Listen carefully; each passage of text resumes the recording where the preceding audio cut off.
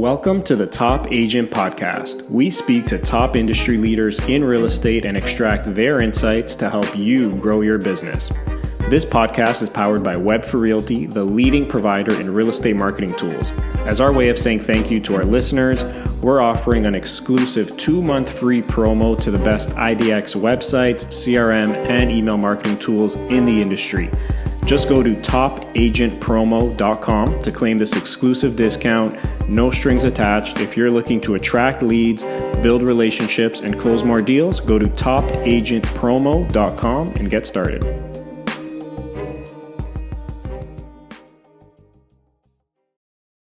This episode is part of our Member Series edition, where we bring on some of our most successful real estate members and talk about how they're using Web for Realty tools to help manage and grow their business. We hope you can get some insights and useful ideas to help your business succeed as well. All right. Hello, everyone. I'm very excited to introduce my next guest on the Top Agent Podcast. I'm speaking with Matt Sloan. So this is a new segment on the Top Agent Podcast where I'm speaking to actual clients of Web for Realty. We're talking about their actual day-to-day workflow and specifically how they're using the Web for Realty products and tools to help them grow their business. So Matt Sloan is a very successful realtor in the Toronto area. He's a top producer, award-winning realtor. And from my perspective, just like executing on all the right things, which is resulting in some big time results, big time numbers. So Matt, welcome again to the Top Agent Podcast.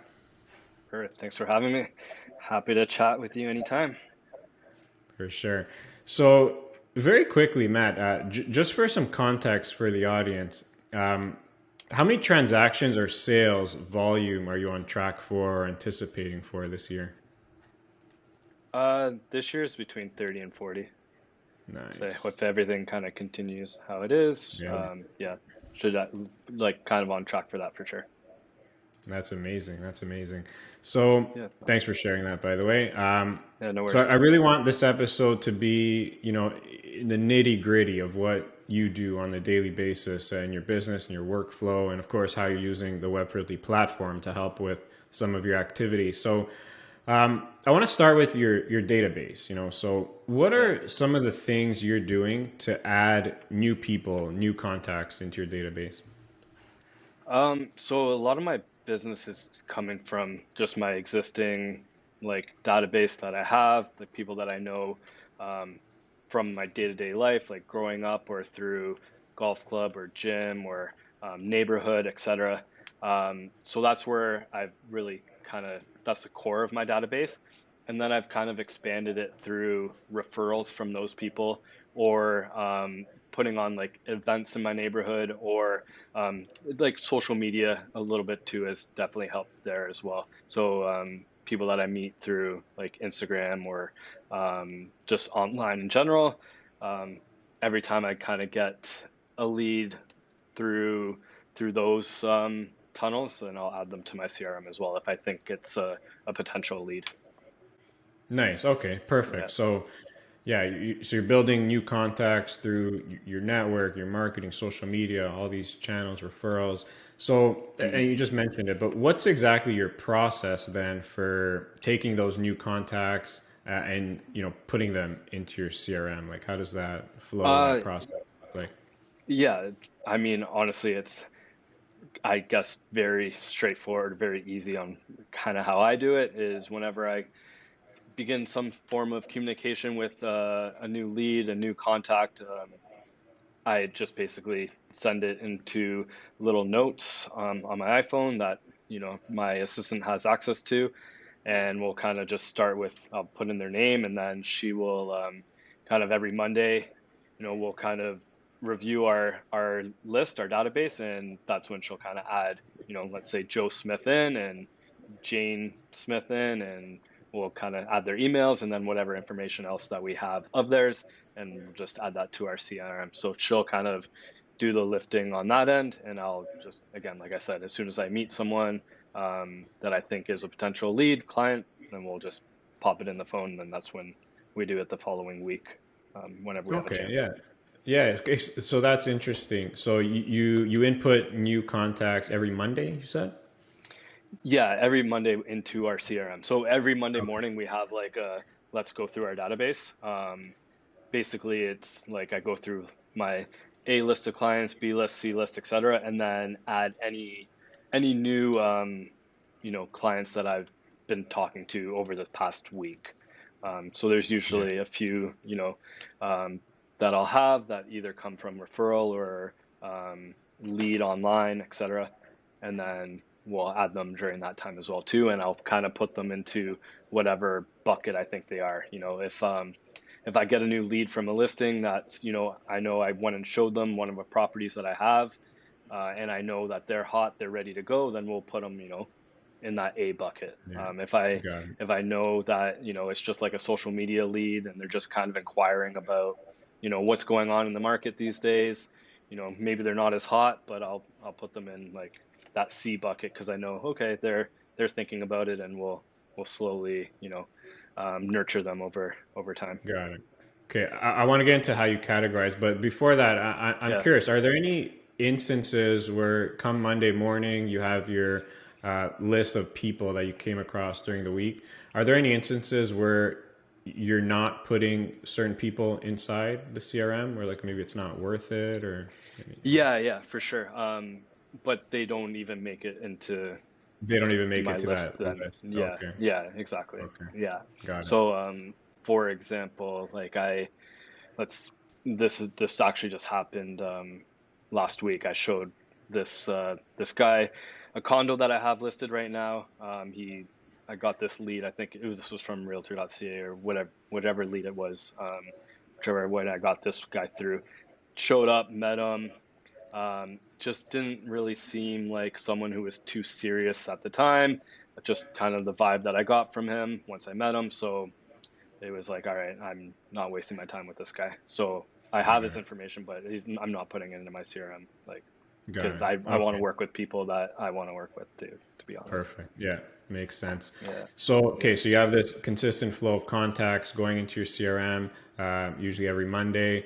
You have your existing contacts and network in your CRM. So, and you alluded to some of it, but what are some ways you're organizing your contacts in the CRM? Like, for example, like, do you have yeah, specific categories you put people in, or views, or tags, for yeah. instance? Yeah, I try to keep it very simplified. To be honest, I like it very easy, very simple. So for me, it's like ABC.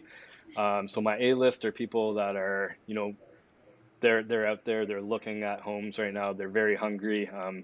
They can be putting in an offer like any day, right?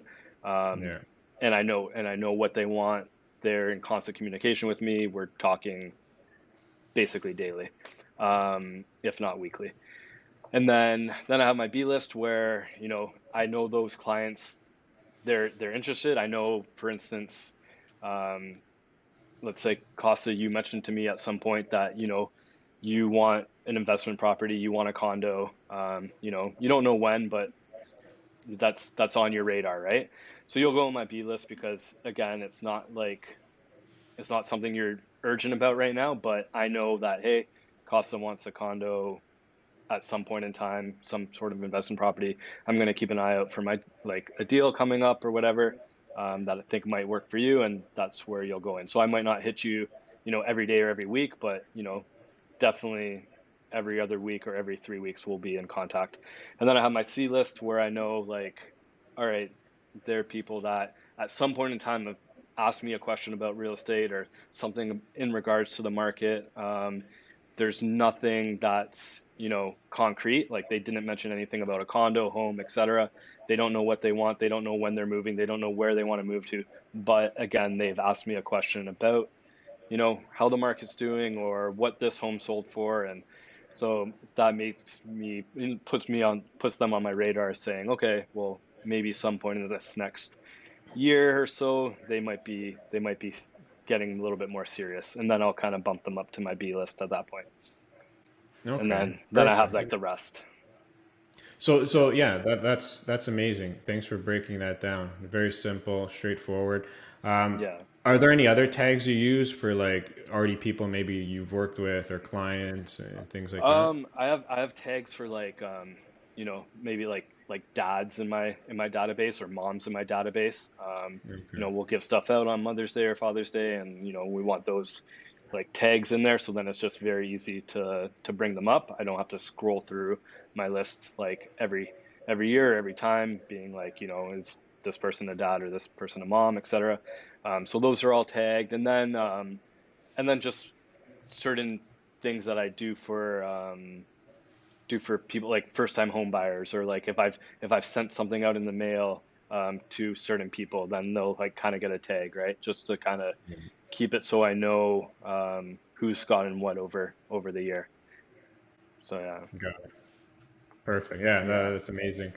Um, so breaking that down that a little further, then, so there's obviously a lot of functionality in the CRM, in so many different use cases, which depend on, I think, an individual's preference.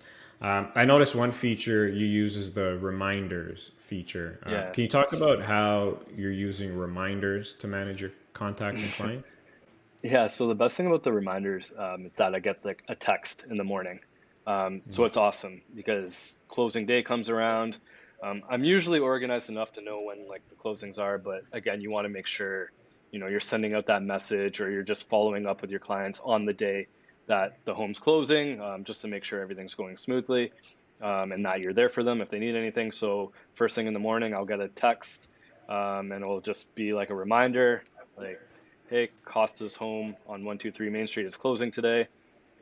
Whatever. Have a good day. I don't know if it says Yeah. that, but basically it'll just trigger me. So as soon as I wake up in the morning, I know like, okay, like we got the closing today. Make sure to reach out to Costa, and everything's going smoothly, and I'm here if they need anything. So Nice. that's Yeah, one reminder that's that I use for sure. awesome. That's And very yeah, useful. yeah. Do you also sync reminders and dates and stuff to your calendar directly? Yeah, yeah. So yeah, all that stuff's synced to my calendar as well. So it will go on my calendar. It will send me an email and it'll send me a text. So basically, Amazing. yeah, I'll get all those notifications. So really, there's no way I'm missing like a closing, or if I have Yeah. other things in regards to clients, I'll put them in the reminders. I don't like to fill it up too much, like in that section, because I just don't want those notifications coming all the time, because then I'll just like it will become just a whatever to Yeah. me. Like I Makes just want to sense. make sure it stays urgent, stays Yeah. important. Makes a lot of sense for sure. Yeah, Yeah. it's crazy to me how many people still like, manage all this stuff like in their head or like just like on an Excel sheet. It's crazy. So Yeah, that's that awesome. is me a little bit, but I'm trying to get out of those habits. Nice. Um, Yeah. so, when you're dealing with clients, again, there are many important dates to keep track of. For example, as you mentioned, closing dates, anniversary dates, moving dates, for example. Yeah. So, which dates are important to you, and how are you managing those specifically? So yeah, you just mentioned them, like birthdays obviously are great. So birthday, automatic email go out. And then it's great because they'll usually respond to my email, and then I'm like, oh yeah, Costa's birthday today. And then it just creates a little bit of communication that way, which is awesome. And then anniversaries. So like every year, like, whether it's their first home anniversary or sixth home anniversary, they'll still get a friendly email, and again sparks that communication, and it will also remind me, like, oh yeah, it's Costa's been in this home for 2 years today, like, and just again creates that communication that day with that client. And then also just stuff like 5 days before closing day, just like a reminder email, just again, because things can get busy. So, you could have a closing coming up, and you're just not in communication with that client a few days before, and you just want to kind of send them a quick little reminder email of things they need to do before they move. So again, that will go out and once again sparks that communication. Yeah. So then we can kind of discuss whatever needs to be done before closing. So Yeah. those are some of the Perfect. main ones that I use. Yeah.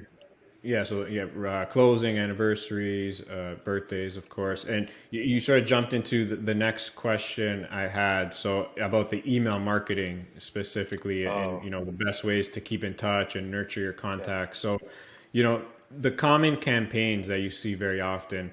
in me specifically dealing with like thousands of realtors throughout the years, I've found my way onto many email campaigns and stuff. And every first of the month, for example, you often see those generic canned monthly newsletters that agents are just blasting to everyone on their list with market updates or whatever.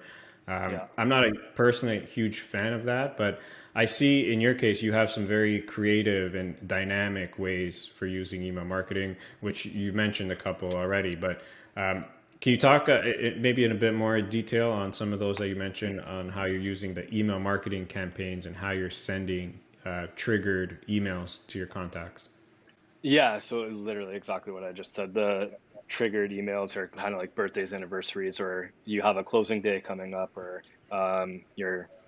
your home's about to you're about to get in your new home, like kind of campaign. So it will just give them like friendly reminders, like, hey, um, make sure you've changed all your utilities, and you've transferred your name over into your new home that you're going to get, or everything's kind of straightened out with the lawyer, and that if you have any questions, make sure to ask now, and we're not waiting until you know the last day kind of thing, right? Yeah, So yeah, it's just like a little, and it again, it's all broken down properly in the email, but just a friendly reminder email, or like I said, the home anniversary, which is again just nice email, and birthday, etc. So yeah, those are like my main ones that I send out right now. And again, it yeah, just allows and creates for communication once they're sent for out. sure. I really like that the closing date one. So that you have. So for example, it sends an email 5 days before Yeah. your client's closing, just like reminding them of some of those things that you said. So it's very like targeted, it's specific, and it's very personable. So that's a really Yeah. good one. Yeah. I found because again, not everyone will use, the lawyer that I'm usually working with, or my mortgage broker that I'm usually working with, and so I can't always trust everyone else to kind of be on top of everything. And I had a situation once where, you know, client's lawyer just really left things to the last minute, and these my clients were stressing out about it, and it just this kind of just allows me to make sure that they're contacted 5 days before closing, and a nice easy checklist to read and everything, and just so then that way nothing's missed, and then that way if they have questions we still got plenty of time before close. So yeah, it's worked out Yeah, well.